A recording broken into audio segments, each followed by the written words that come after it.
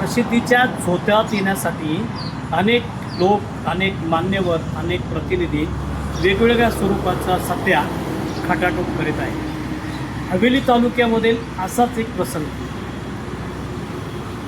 Khamgaon take ते हिंगणगाव या दोन्ही गावांना जोडणारा एक नदीवरचा पूल पुरात वाहून गेला, अशा स्वरूपाची सोशल मीडियावरती एक पोलेकुई झाली.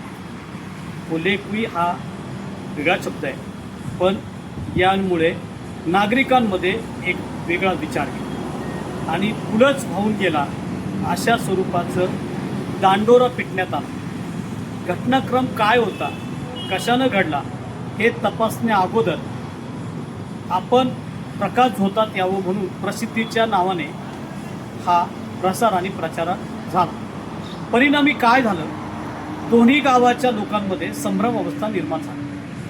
पण हा पूल वाहून गेला की काय झालं याचा खुलासा चिंतामणी सहकारी साखर कारखान्याचे संचालक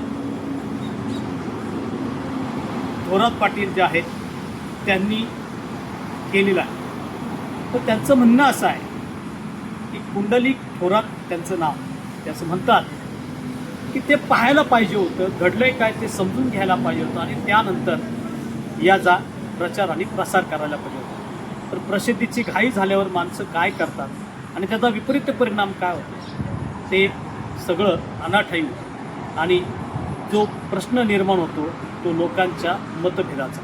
पण असं काहीच झालेलं नाही. झालंय काय हे सांगतात, त्यांच्या तोंडून ऐका कुंडलिक थोरात.